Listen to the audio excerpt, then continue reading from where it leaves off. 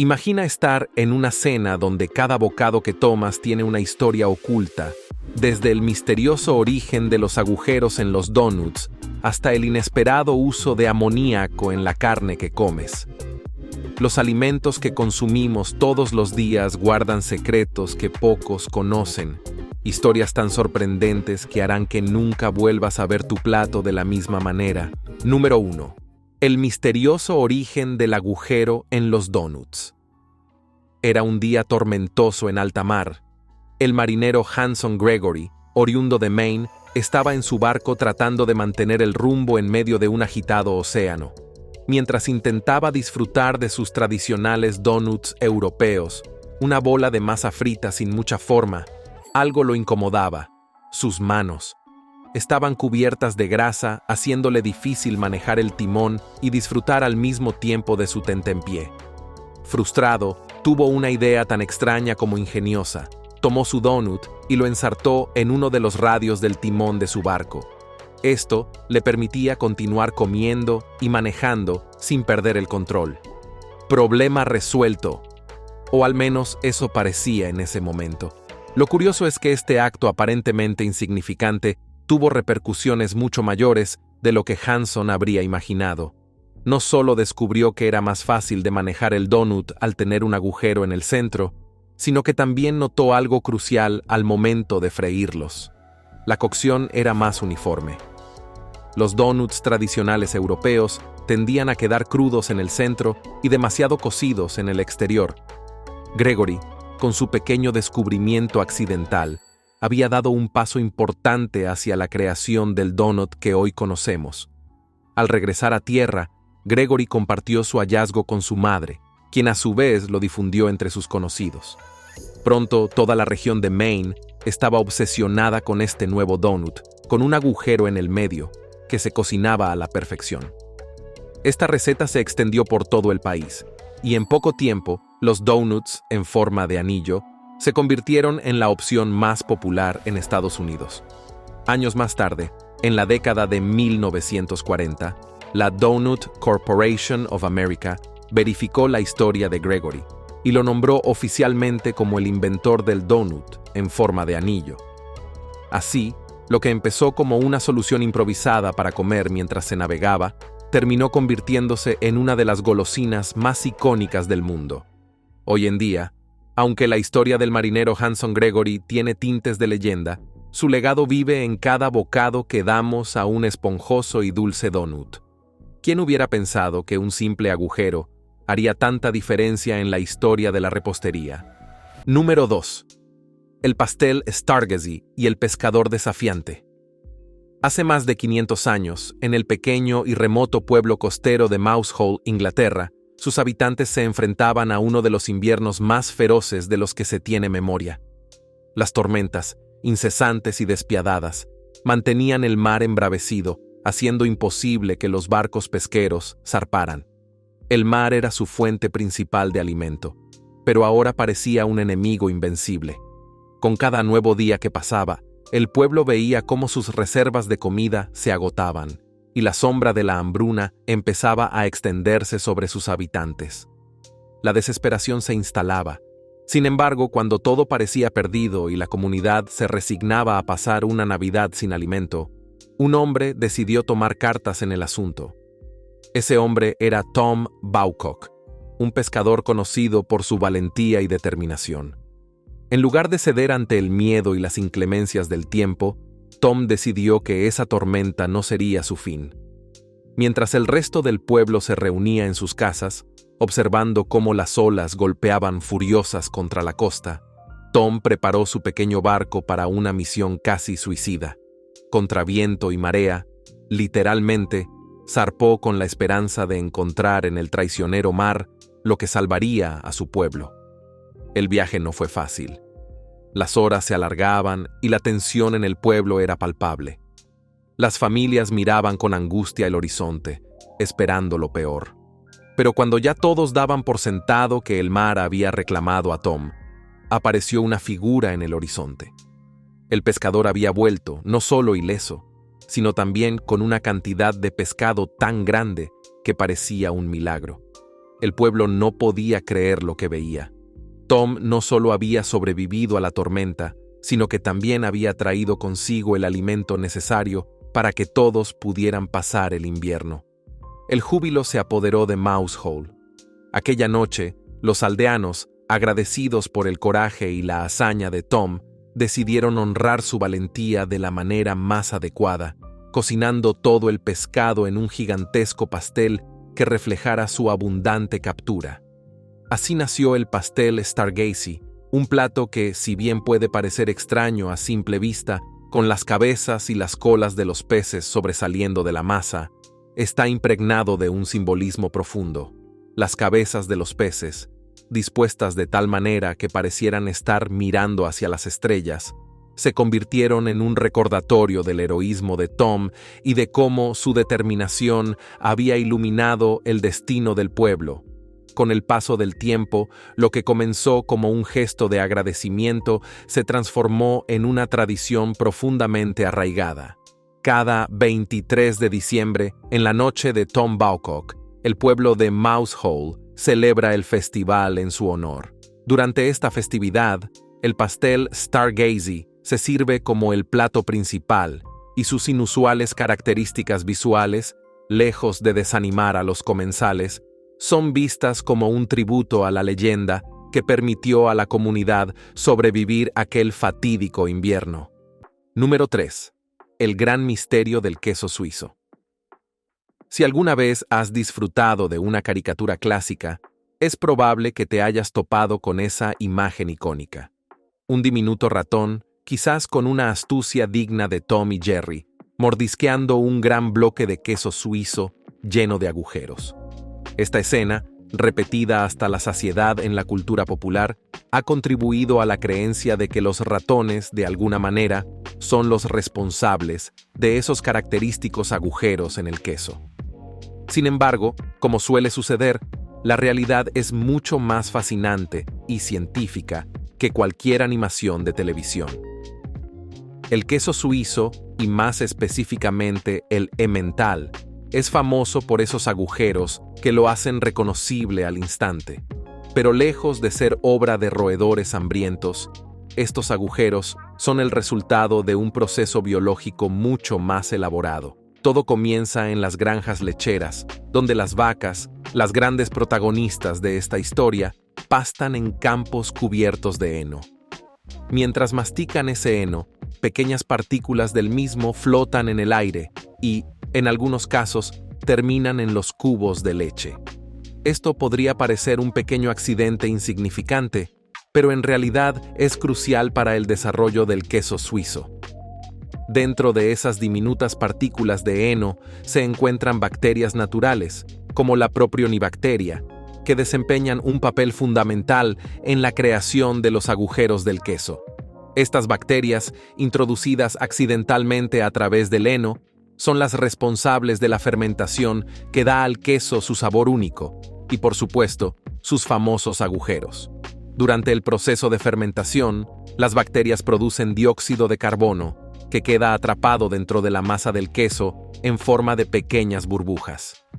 A medida que el queso madura, esas burbujas se expanden y, con el tiempo, se convierten en los agujeros que todos conocemos y amamos.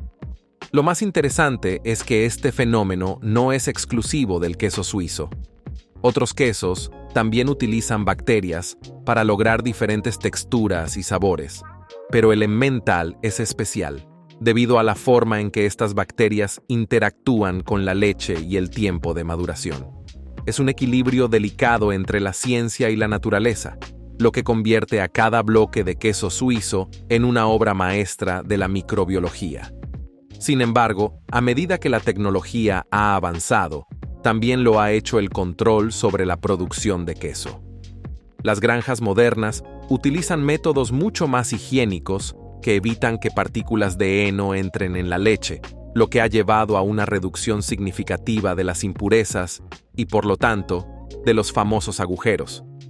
De hecho, los quesos suizos de hoy en día suelen tener menos agujeros que sus predecesores, lo cual, Aunque parezca una pérdida para los amantes del queso clásico, es un signo de la precisión con la que se controla ahora el proceso.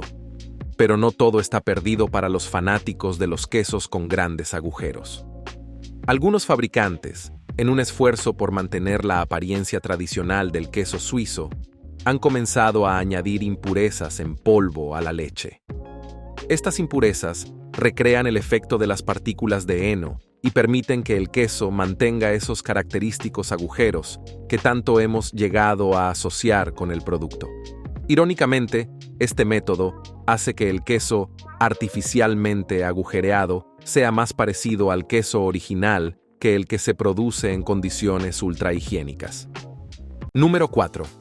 El enigma del color en el queso. En una pequeña aldea de la Inglaterra del siglo XVI, los campesinos se afanaban en producir quesos para sobrevivir el invierno. Durante el verano, cuando las vacas pastaban libremente en los campos, el queso que producían tenía un vibrante color amarillo. Este tono era el resultado del betacaroteno presente en el pasto fresco, que pasaba a través de la leche y daba lugar a un queso de un dorado apetitoso. Sin embargo, cuando llegaba el invierno y el pasto verde escaseaba, las vacas se alimentaban de heno, que había perdido gran parte de su contenido de betacaroteno. El resultado, quesos pálidos, sin ese característico color que tanto se apreciaba en la mesa. Pero en el siglo XVI, las apariencias eran importantes, incluso en los alimentos. Los queseros se dieron cuenta de que podían engañar a sus clientes añadiendo colorantes naturales al queso producido en invierno para hacerlo parecer tan vibrante como el de verano. Así, comenzaron a usar jugo de zanahoria, azafrán y un tinte rojo llamado achiote, todo con el objetivo de dar a los quesos un tono dorado que engañara al comprador. Cuanto más brillante era el color del queso, mayor era la percepción de su calidad, y los queseros lo sabían.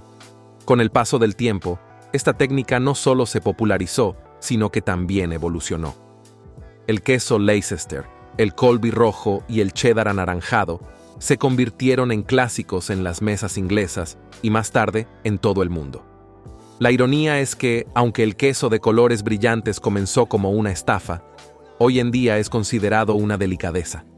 Los supermercados de todo el mundo están llenos de estos quesos teñidos artificialmente, y lo que empezó como un truco de marketing ha perdurado durante siglos. Es curioso pensar que, aunque el color del queso no tiene absolutamente nada que ver con su sabor o calidad, nuestra percepción sigue estando influenciada por esa vibrante paleta de colores. Así que, la próxima vez que te sientes frente a una tabla de quesos, recuerda que el atractivo color anaranjado o amarillo brillante que ves es en realidad una herencia de los trucos comerciales de los granjeros del siglo XVI. Qué curioso es el legado que el tiempo puede dejarnos en los platos. Número 5. Celulosa en tus galletas. ¿Y en tu carpintería? Imagina que estás en una tarde tranquila, disfrutando de tu snack favorito, unas crujientes galletas con una taza de té. O tal vez te has preparado un bagel con queso crema, listo para saborear cada mordisco. Sin embargo, lo que probablemente no sabes es que en ese preciso momento estás consumiendo algo que jamás habrías imaginado: celulosa. Este compuesto, que se extrae nada más y nada menos que de la madera, se ha convertido en un ingrediente fundamental en muchos de los alimentos procesados que consumes a diario. Y aunque suene desconcertante al principio, resulta que es completamente seguro y hasta beneficioso. La celulosa es, de hecho, la fibra que da estructura a todas las plantas, incluidas las verduras que seguramente consumes de manera regular, como el brócoli. Y aquí es donde empieza a ponerse interesante. Después de extraerse de los residuos de la madera, la celulosa se transforma en un aditivo alimentario utilizado para mejorar la textura y consistencia de muchos productos que encontramos en los estantes de los supermercados. Desde la salsa de tomate que usas para tus pastas hasta esos pastelitos empaquetados que a veces te llevas para el camino, es muy probable que estén enriquecidos con celulosa. Y te preguntarás, ¿por qué la industria alimentaria recurre a un compuesto tan inesperado como el aserrín? La respuesta está en la ciencia de la producción alimentaria. El objetivo es crear productos que no solo duren más tiempo en los estantes, sino que también mantengan una textura perfecta y un sabor agradable. La celulosa actúa como un agente espesante en las salsas, evitando que se separen o se tornen demasiado líquidas, y al mismo tiempo aporta una textura uniforme y agradable a productos horneados como las galletas. Además, es un excelente estabilizador. Ahora bien, aunque suene como un truco sacado del sombrero de un mago, el uso de celulosa en la industria alimentaria no es nuevo. Este aditivo ha sido utilizado durante décadas, y su efectividad y seguridad han sido ampliamente probadas. Lo fascinante es que, a pesar de que su origen pueda parecer extraño o poco apetitoso, en realidad es uno de los aditivos más inocuos que existen. No cambia el sabor ni el color de los alimentos, y lo más importante, no altera en absoluto la experiencia de comerlos. Así que, la próxima vez que estés disfrutando de una salsa de tomate perfectamente espesa o de una galleta que no se desmorona al primer mordisco, recuerda que hay un toque de ingeniería alimentaria en tu plato. Número 6. Amoníaco en la carne. Pero no te alarmes. Hace unos 15 años, una noticia sacudió a los consumidores en Estados Unidos. Se descubrió que algunas empresas alimentarias estaban utilizando amoníaco, un compuesto químico altamente tóxico, en la carne molida que se vendía en los supermercados. ¿Amoníaco? El mismo compuesto que se usa en productos de limpieza. Sí, pero antes de que salgas corriendo a revisar tu congelador, debes saber que la historia tiene más matices. Resulta que el amoníaco, en pequeñas cantidades y diluido en agua, es eficaz para matar bacterias dañinas, como la E. coli y la salmonela, que a menudo se encuentran en la carne cruda. Las empresas empezaron a rociar amoníaco sobre la carne molida para hacerla más segura para el consumo humano. La FDA, Administración de Alimentos y Medicamentos de Estados Unidos, afirmó que este proceso era completamente seguro, ya que las cantidades de amoníaco utilizadas eran mínimas y no representaban ningún riesgo para la salud. Pero no todos estaban convencidos. El hecho de que la carne tratada con amoníaco se vendiera sin etiquetar dejó a muchos consumidores con una sensación de desconfianza. A pesar de que la FDA y otros organismos reguladores aseguraban que el producto final no contenía cantidades peligrosas de amoníaco, la idea de comer carne que había sido rociada con este químico no era exactamente apetecible para el público. Por si fuera poco, esta práctica no se limitaba solo a la carne molida. En algunos casos, los filetes más baratos que encontramos en las tiendas también pueden haber sido tratados con amoníaco para eliminar bacterias. Aunque los métodos de tratamiento varían, es un recordatorio de cuántos procesos químicos se utilizan en la producción moderna de alimentos, incluso en productos tan comunes como la carne. Al final del día, aunque la presencia de amoníaco en la carne puede sonar aterradora, la ciencia respalda su seguridad. Sin embargo, sigue siendo uno de esos pequeños secretos de la industria alimentaria que preferiríamos no conocer. Después de todo, ¿quién quiere pensar en productos de limpieza mientras disfruta de una jugosa hamburguesa? Número 7. El pegamento que une más de lo que piensas.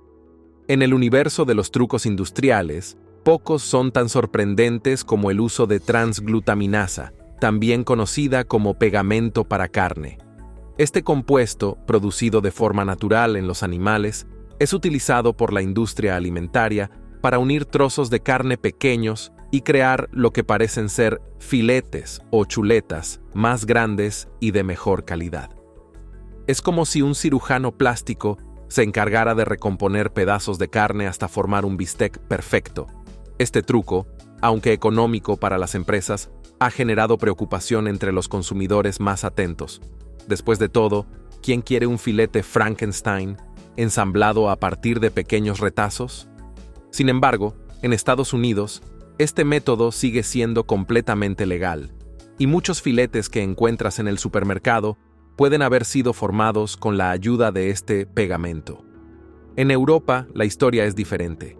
La transglutaminasa fue prohibida en el año 2010, debido a que al juntar varios trozos de carne de diferentes fuentes, se aumenta el riesgo de introducir bacterias peligrosas. Pero en Estados Unidos, La práctica sigue viva y coleando. Como dicen, la libertad se extiende hasta nuestros platos. Número 8. El truco del aire en las bolsas de papas fritas. Seguro te ha pasado. Abres una bolsa de papas fritas con la esperanza de encontrarte con un festín crujiente, solo para descubrir que está medio vacía. En ese momento, es inevitable sentir que te han engañado. Pero antes de arrojar esa bolsa a la basura en un arrebato de frustración, permíteme revelarte un pequeño secreto. Esa bolsa medio vacía está llena, pero no de papas, sino de un ingrediente clave para mantenerlas frescas y crujientes: gas nitrógeno. Así es, cuando abres una bolsa de papas fritas, el aire que ves no es aire común, es nitrógeno, un gas inerte que se utiliza para proteger las papas fritas de dos amenazas letales: el oxígeno y el aplastamiento. Verás, si las papas fritas se empaquetaran con aire normal, el oxígeno aceleraría el proceso de rancidez, arruinando el sabor en cuestión de días. Además, el aire comprimido de la bolsa crea una especie de amortiguador que protege las frágiles papas durante el transporte. ¿Te imaginas recibir una bolsa llena de migajas aplastadas? No sería nada divertido. El término técnico para esto es slack fill. Y aunque puede parecer injusto abrir una bolsa aparentemente medio vacía, en realidad es un truco brillante de ingeniería alimentaria. Los fabricantes calculan cuidadosamente cuánta cantidad de nitrógeno necesita cada bolsa para que las papas lleguen frescas y crujientes a tu mesa, y al mismo tiempo evitar que se desmoronen en el proceso. Aunque es fácil sentir que las empresas están tratando de ahorrarse unas cuantas papas, la verdad es que sin este aire, tus papas fritas llegarían en un estado mucho peor. Entonces, la próxima vez que veas una bolsa medio llena, en lugar de maldecir al fabricante, piensa en ello como un pequeño truco del aire para asegurarte un crujiente bocado. Eso sí, nadie dijo que no pudieran meter unas cuantas papas más, ¿no crees? Número 9. El gusano en tu bebida. Y no es un accidente. Si eres de los que disfrutan de una buena bebida, probablemente has escuchado sobre el mezcal, un licor mexicano que ha ganado popularidad mundialmente. Pero si eres realmente curioso, es posible que hayas visto una botella de mezcal con un pequeño habitante dentro, un gusano flotando en el fondo de la botella. La primera vez que lo ves, es probable que te preguntes si es una broma de mal gusto, pero te aseguro que no lo es. De hecho, esa pequeña criatura tiene una historia fascinante detrás. La leyenda cuenta que todo comenzó en la década de 1940, cuando un fabricante de mezcal llamado Jacobo Lozano Páez descubrió algo curioso. Mientras elaboraba una tanda de mezcal, notó que uno de los corazones de agave que había utilizado para la fermentación contenía gusanos de maguey. En lugar de desechar la mezcla, decidió probarla, y para su sorpresa, la bebida tenía un sabor mejor que el usual. Intrigado por el resultado, Jacobo comenzó a incluir intencionalmente estos gusanos en sus lotes de mezcal, lo que le dio un toque único y, sobre todo, un elemento de marketing irresistible. Sin embargo, la historia del gusano no se quedó solo en México. Los fabricantes de mezcal se dieron cuenta de que este toque inusual podría ser un éxito en el extranjero, especialmente en Estados Unidos. Pronto, las botellas de mezcal con un gusano en su interior comenzaron a llegar a los estantes de los bares norteamericanos, acompañadas de historias exageradas sobre sus supuestos efectos alucinógenos y afrodisíacos. Nada de eso era cierto, por supuesto, pero la idea de tener una decoración tan inusual en una bebida capturó la imaginación de los consumidores. Hoy en día, el mezcal con gusano es más una rareza turística que una tradición mexicana genuina. Curiosamente, en México, el mezcal tradicional casi nunca contiene gusanos, pero gracias a una exitosa campaña de marketing, muchos aún creen que el gusano es una parte integral de la bebida.